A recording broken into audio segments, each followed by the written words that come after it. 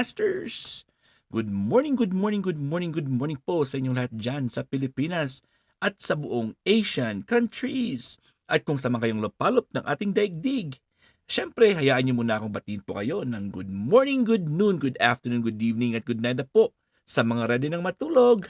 At welcome po sa ating Master Worm Health Trivias. Bago pa tayo magsimula ay hingin ko muna ang inyong thumbs up. Please don't forget to like, share, comment, and subscribe dito po sa ating channel Master Worm for more updated contents. At sana po ay naka-full bell notification po kayo para always kayong updated sa aking channel. So ang bagong topic natin ngayon is about dairies. Is dairy good or bad for you? Mahaba-haba po siguro itong lecture na ito so hindi natin matatapos sa isang premiere lang. Anyways mga masters, let's start. Dairy, is it good or bad for you?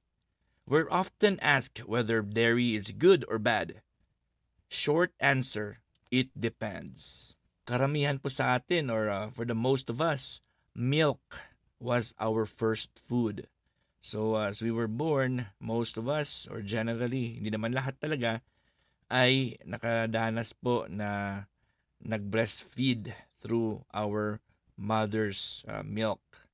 So as a species, we've consumed dairy in some other forms or another for thousands of years. So siyempre matagal-tagal na po yan na traditionally po yung gatas talaga ang ating kinukonsume by any forms or another.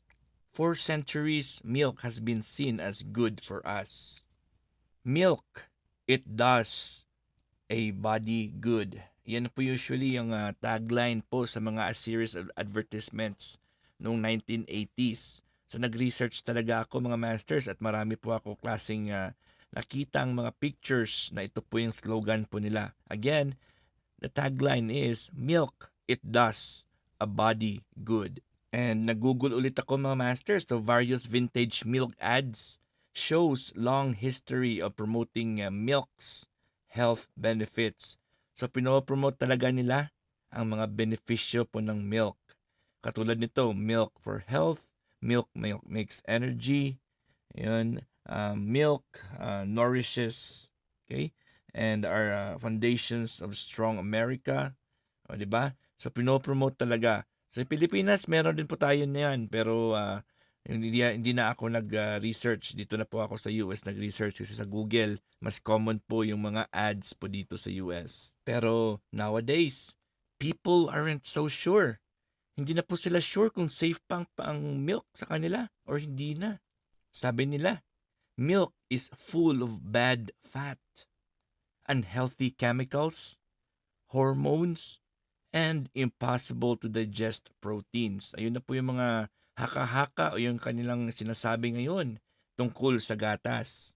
Others also say that it harms your GI tract, ang ating gastrointestinal tract. Next is it can also cause acne. 'Di ba? Yung acne sa yung mga tadyawat nating super laki at nagkaka ano lang parang tadyawat, over tadyawat. And a mucousy mess.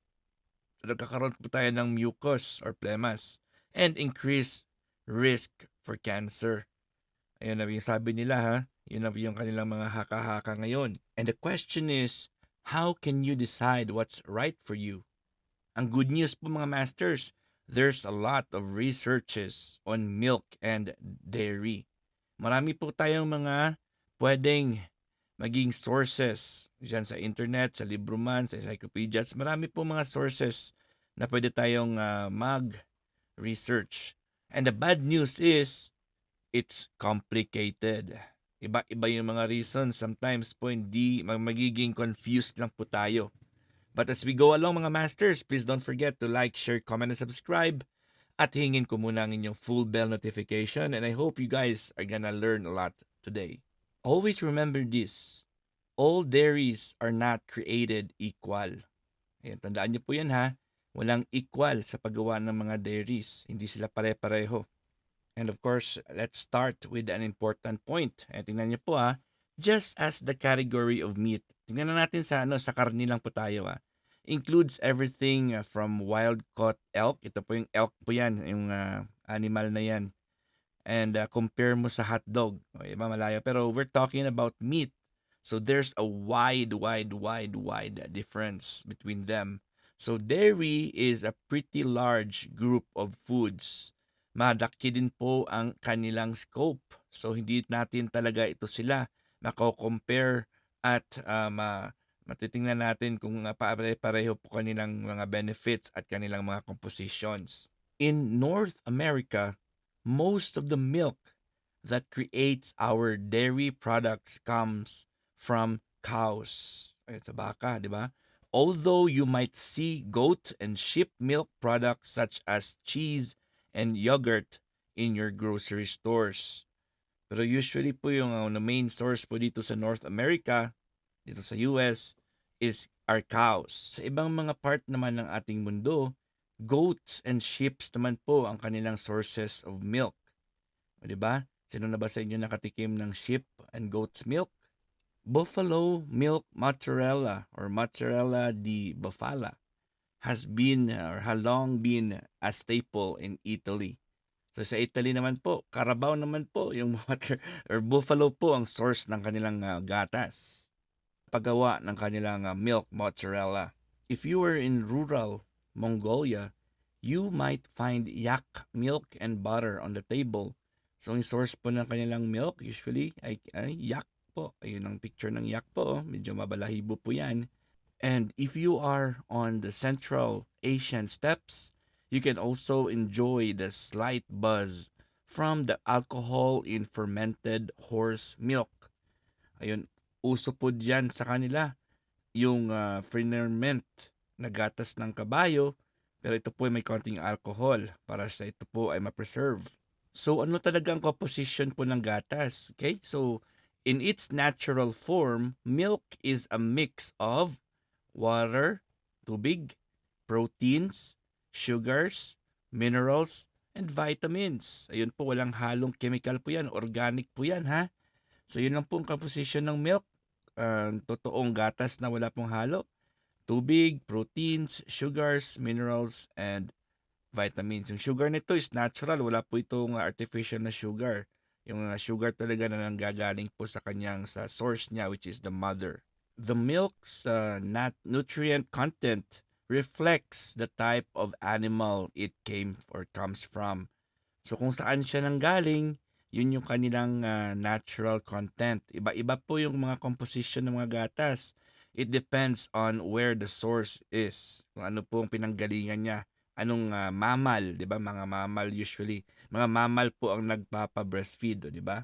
So another example is or a fun factoid. Seal milk, yung gatas ng seal. O, sino ba sa inyo dito ang nakakita na ng seal na nagpapadede? Okay, so it's over 50% fat. Alam niyo na kung bakit. Kasi yung seals ay kumakain po ng isda. So yung kanilang mga main na food. So as well as what the animals was fed. So yun, di ba? Siyempre, kung mataas po yung healthy oils ng mga isda na kinakain ng mga seals, usually yan din po yung content ng kanilang mga gatas. So, how dairy is processed? Whether it becomes, ano po mga byproducts ng dairies, mga examples ng mga products ng dairies, skimmed milk, cheddar cheese, ice cream, yogurt, butter, ghee, and a lot more. So example lang po yan sa picture.